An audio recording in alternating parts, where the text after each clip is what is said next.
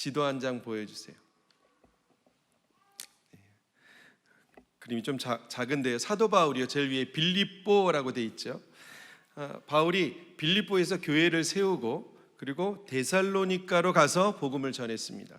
그러니까 데살로니가 교회는 사도 바울이 두 번째로 세운 교회죠. 그럼 데살로니가는 어떤 곳인가? 지극히 세속적이고 성적으로 엄청 문란하고 우상 숭배가 판을 치는 곳이었어요.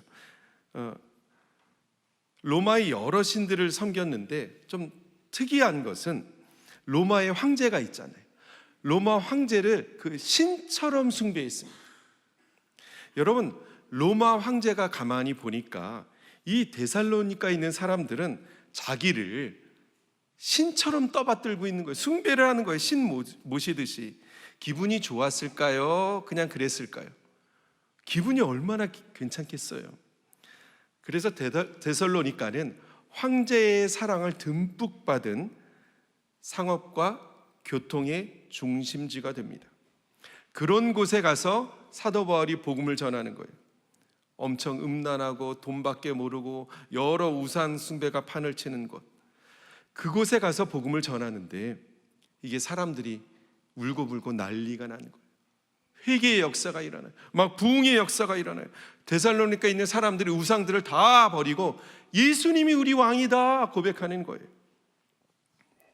문제는 데살로니가에 있던 유대인들이 문제였어요. 그 유대인들이 얼마나 사도 바울을 핍박했는지 정말 가는 곳곳마다 핍박당하잖아요. 핍박하다 못해서 이 불량배들을 사가지고 바울을 좀 죽여달라. 그러니까 바울이 도망하는 거예요. 베레아로 내려왔어요. 도망했어. 근데 거기까지 또 쫓아와. 그래 저 밑에 아덴까지 도망하게 됩니다. 이렇게 생명의 위협을 받고 도망하고 또 도망하다 보니까 이 바울이 데살로니가에 있는 성도들이 걱정이 되는 거예요. 성도들이 잘 지내고 있을까? 그리고 또 너무 보고 싶은 거예요. 그래서 어떻게든 다시 데살로니가로 가려고 노력을 했어요. 그런데 그 길을 사탄이 막았습니다. 데살로니가 전서 2장 17절 18절 말씀이요. 우리 다 같이 시작. 형제들아, 우리가 잠시 너희를 떠난 것은 얼굴이요 마음은 아니니 너희 얼굴 보기를 열정으로 더욱 힘썼노라. 그러므로 나 바울은 한 번, 두 번 너희에게 가고자 하였으나 사탄이 우리를 막았도다. 성경에 사탄이 어떻게 사도 바울의 길을 막았는지 구체적으로 나오지는 않아요. 하지만 사도 바울의 애절한 마음은 우리가 볼 수 있습니다. 지금 몸은 갈 수 없지만 이 마음은, 내 마음은 온통 너희에게 다 있다. 여러분, 지금 데살로니가 성도들이 로마 황제를 신처럼 떠받들고 살다가 복음 듣고 예수님이 그 여러 우상이 우리 왕이 아니라 예수님이 우리 왕이다, 예수님을 왕으로 모셨어요. 그러니 로마 황제가 볼 때 얼마나 괘씸하게 보였을까요? 데살로니가 사람들이 그 받는 고난과 핍박이 엄청날 터인데, 그들은 아직 신앙적으로 어린 아이와 같은 신앙인데 그들이 믿음을 잘 지켜낼 수 있을까? 그 가슴에 소망을 잃지 않고 그 핍박 고난 속에 잘 인내할 수 있을까? 사도 바울의 마음이 막 조여오는 거죠. 그래서 참다 못해서 디모데를 보내요. 여러분, 디모데는 사도 바울이 믿음으로 낳은 아들과 같은 그 제자입니다. 데살로니가로 가서 데살로니가 사람들이 정말 믿음으로 잘 살고 있는지 너가 좀 가서 보고 오라. 그래서 디모데를 보냈어요. 디모데를 보내고 이제 걱정하는 마음으로 지내고 있는데 들려오는 소식이 너무 감사해요. 너무 감사해요. 데살로니가에 있는 사람들이 두 손 불끈 쥐고 배에 힘 빡 쥐고 믿음 생활 잘하고 있다는 거예요. 고난 중에도 기뻐하고 사랑 넘치게 하고 있다는 거예요. 모든 궁핍과 환난 속에서 교회 안에는, 데살로니가 교회 안에는 믿음의 역사, 사랑의 수고와 소망의 인내가 있다. 그 소식을 듣는 거예요. 그리고 사도 바울이 얼마나 데살로니가 성도들을 보고 싶어 했어요. 그 마음이 간절했잖아요. 그것처럼 지금 데살로니가 성도들고 사도 바울 얼굴 보기를 간절히 원하고 있다는 거예요. 그 소식을 사도 바울이 듣는데 가슴이 그냥 뜨거워지는 거죠. 여러분, 복음의 불모지 이방 땅, 우상 숭배하고 지극히 세속적이고 돈밖에 모르고 성적으로도 엄청 문란하고 그런 사람들이 모여서 교회를 이루었어요. 교회에 문제가 있었을까요? 없었을까요? 엄청 많았겠죠. 엄청 많았겠죠. 교회 안에는 부활의 이런 개념도 잘 없었어요. 막 이상한 문제들이 있었어요. 또 성적으로 음란했잖아요. 또 은사에 관한 여러 문제들이 있었어요. 성결 지켜야 되는데 어떤 게 지키는지도 잘 모르는 거예요. 그래서 사도 바울이 데살로니가 4장, 우리가 오늘 3장인데 4장, 5장에서 계속 그러한 문제들을 기록합니다. 부활의 문제, 성결을 지키는 것, 또 은사에 대한 이야기들. 하여간 그래도 사도 바울이 기쁜 거예요. 교회 안에 문제가 없어서 기쁜 게 아니라 문제가 많아요. 문제가 있는데도 지금 이 믿음을 지키고 살고 있는 데살로니가 성도들 소식 들으니까 너무 기쁜 거예요. 그리고 그 기쁨이 하나님을 향한 감사가 됩니다. 데살로니가전서 3장 9절 말씀, 우리 다 함께 시작. 우리가 우리 하나님 앞에서 여러분 때문에 누리는 모든 기쁨을 두고 여러분을 생각해서 하나님께 어떠한 감사를 드려야 하겠습니까? 지금 너무 이렇게 기쁜데 여러분이 믿음 생활 잘하고 있는 소식을 들으니 제가 너무 기쁩니다. 이 기쁨을 어떻게 하나님께 감사로 올려야 하겠습니까? 데살로니가 성도들 향한 그 걱정이 기쁨이 되고 그 기쁨이 감사가 되었어요. 그리고 그 감사가 이제 기도로 이어집니다. 오늘 말씀 제목이 사도 바울의 기도인데요. 3가지 기도예요. 사도 바울의 기도 첫 번째, 우리의 길을 친히 열어주소서. 11절 말씀 다 같이 시작. 하나님 우리 아버지와 우리 주 예수께서 우리의 길을 친히 열어주셔서 우리를 여러분에게로 가게 해 주시기를 간구합니다. 하나님, 제가 어떻게든 데살로니가 사람들을, 그 성도들 보기 위해 여러 번 가려고 애를 썼습니다. 그런데 사단이 막았어요. 사단이. 하지만 주님, 이제는 우리 성도들의 얼굴을 직접 볼 수 있도록 주님이 친히 그 길을 열어주소서. 이런 생각이 들었어요. 사도 바울이 지금 데살로니가 성도들 얼굴 보기 원한다는 것은 제가 이해하겠어요. 알겠어요. 그 마음 알겠어요. 하지만 어떻게든 디모데를 보냈잖아요. 그리고 디모데가 지금 잘 신앙 지키고 산다, 그 소식을 들었어요. 그런데도 왜 굳이 사도 바울이 꼭 가가지고 그 얼굴 보기를 그토록 원하는 기도를 하나님께 드리는 걸까? 그 이유가 10절에 나와요. 10절 말씀 시작. 우리는 여러분의 얼굴을 볼 수 있기를, 또 여러분 믿음에서 부족한 것을 보충하여 줄 수 있기를 밤낮으로 간절히 빌고 있습니다. 여러분, 사도 바울이 성도들 얼굴 보기를 위해서 밤낮으로 기도했다는 것은 밤에 한 번, 낮에 한 번, 2번 기도했다는 거죠. 끊임없이 기도했다는 거예요. 끊임없이. 그리고 지금 데살로니가 성도들이 그렇게 힘겹게 신앙을 살아가고 있잖아요. 그런데 그 흔들리지 않겠어요? 유혹이 얼마나 크겠어요? 그 믿음이 흔들리지 않도록 내가 직접 가서 말씀으로 그 사람들의 마음을 붙들어주고 그 믿음의 부족한 것을 채워주고 싶다는 거예요. 그래서 주님, 이 길을 열어주소서 하는 거예요. 여러분, 제가요, 이 사도 바울의 첫 번째 기도 앞에 저도 모르게 갑자기 고개가 팍 숙여졌어요. 숙여졌다기보다 그냥 고꾸라졌다는 게 맞는 것 같아요. 그리고 한참을 들 수가 없었습니다. 부끄러워서. 지금도 사실 오늘 여러분들 얼굴 보기가 굉장히 부끄럽습니다. 사도 바울은 성도들을 위해 밤낮으로 기도하고 성도들의 얼굴 보기를, 주님께 이게 첫 번째 기도였어요. 성도들 얼굴을 보기를, 주님, 사단이 가로막고 있으니 주님이 친히 그 길을 열어주소서.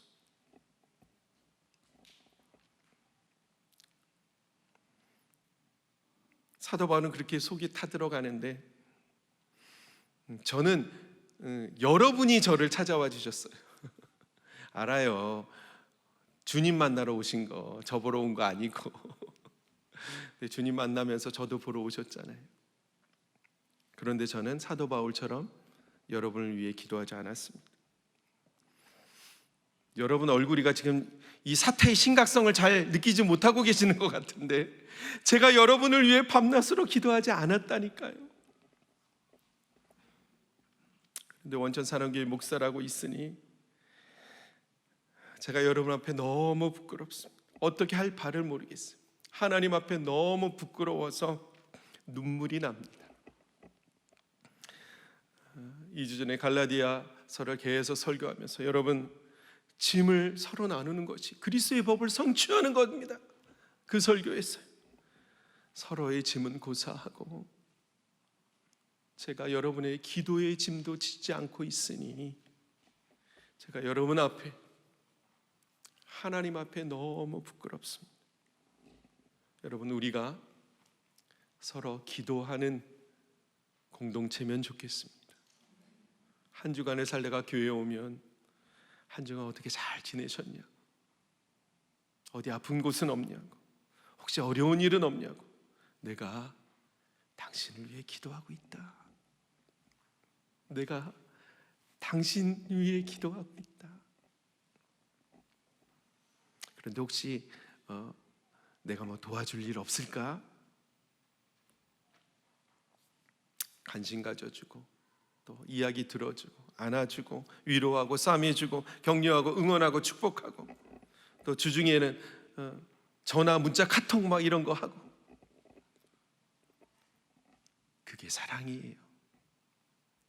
다른 게 사랑이 아니라, 여러분, 사랑하면 궁금할 수밖에 없어요.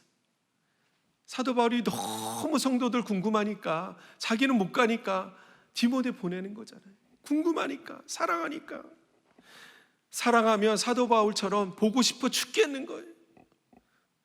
우리 기도 한번 인사해 볼까요? 옆 사람에게. 보고 싶어 죽는 줄 알았습니다. 여러분, 보고 싶어 죽는 줄 알았습니다.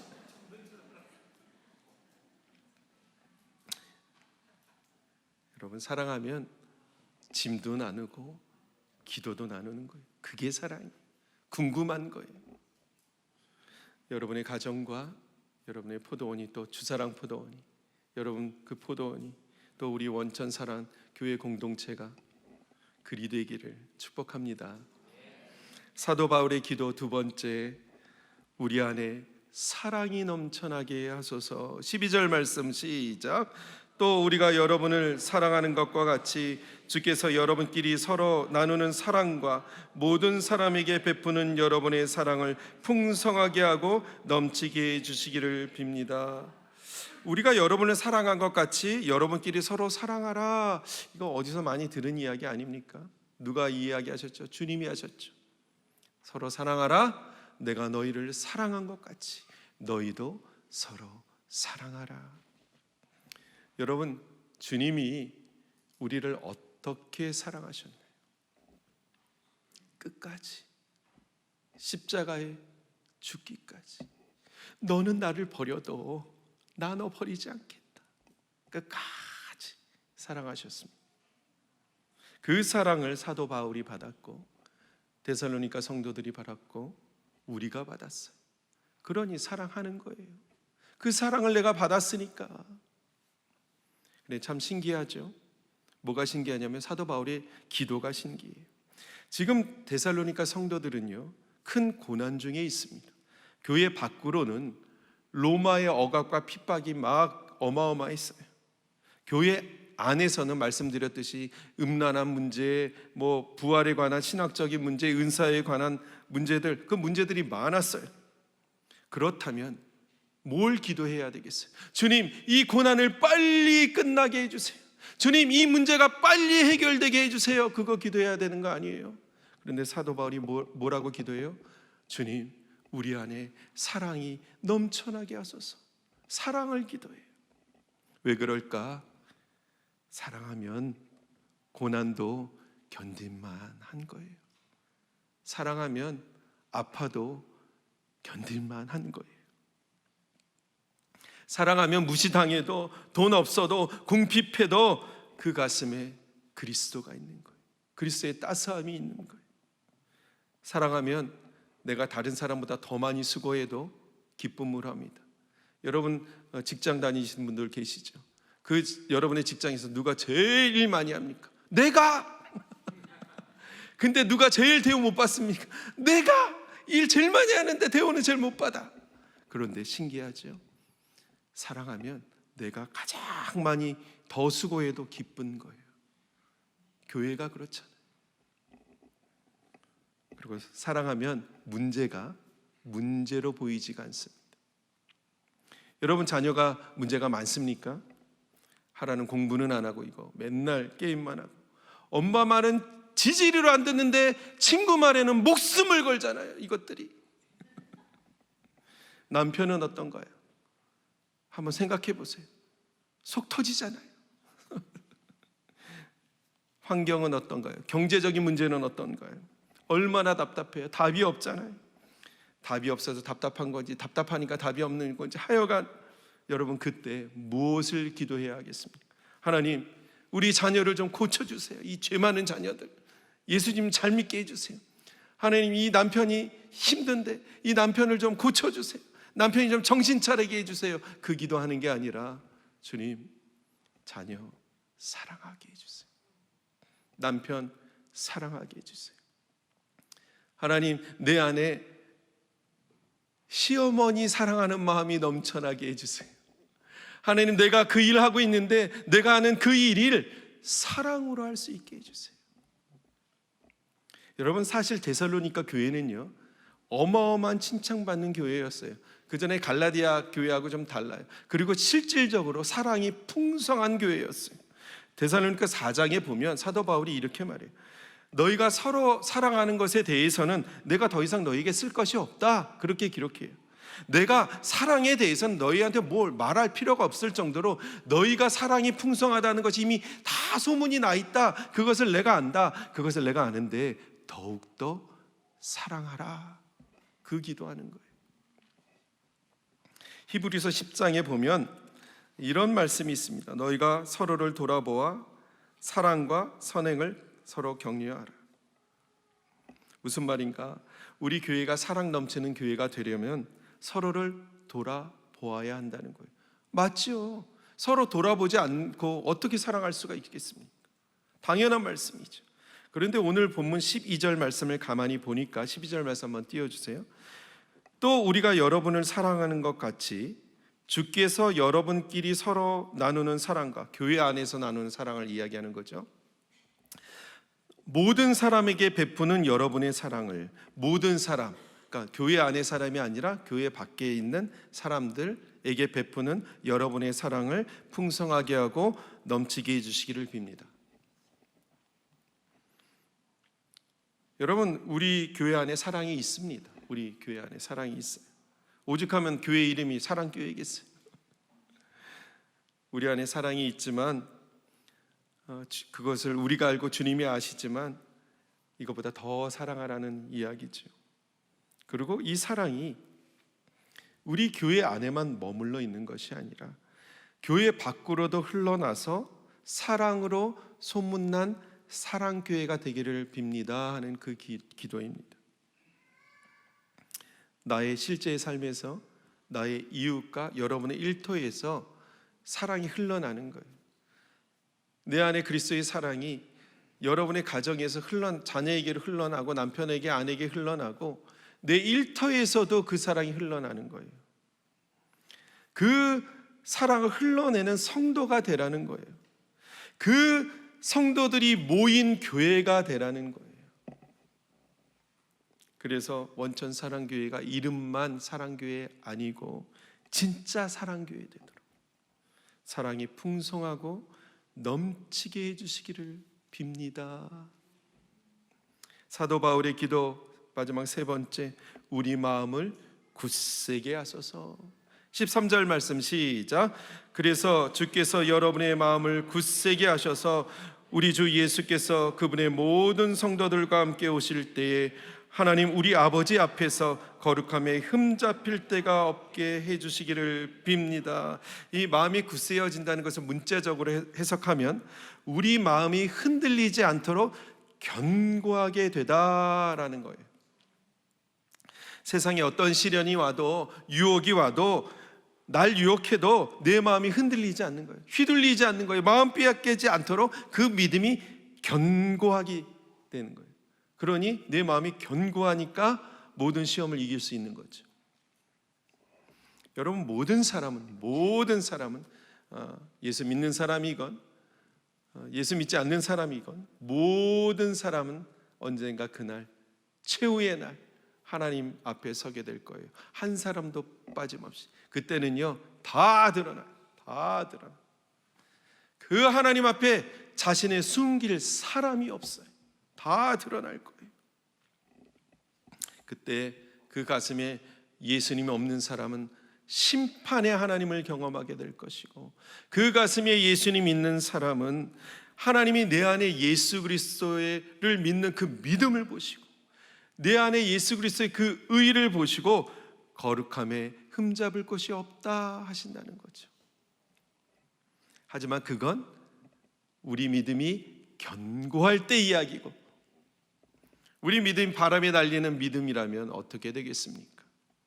누가 조금만 뭐라고 하면 마음이 확 그냥 낙심되고, 누구만 조금만 이렇게 치켜 세우면 그냥 마음이 확 교만해지고, 세상이 이게 좋은 거다 하면 거기 확 저게 좋은 거다 또 살다가 오해받고 상처받고 막 어려운 막 무시당하고 그러면 하나님이 어떻게 이럴 수가 있습니까? 바로 하나님 원망하고 그러면 정말 하나님께 흠잡힐 곳이 많은 믿음인 것이죠.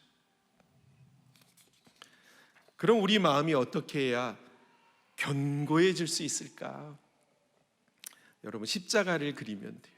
이렇게 수직적으로는 하나님과 나와의 관계가 친밀해야 합니다. 기도를 해도 그냥 하나님과 나와의 그 심정이 통하는 기도를 하는 거예요. 한나의 기도 생각나시죠? 한나가 심정이 통하는 기도를 하나님께 드렸어요.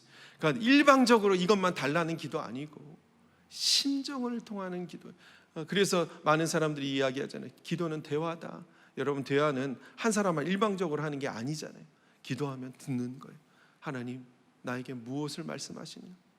그리고 말씀 주시면 내 생각과 달라도 순종하는 거예요.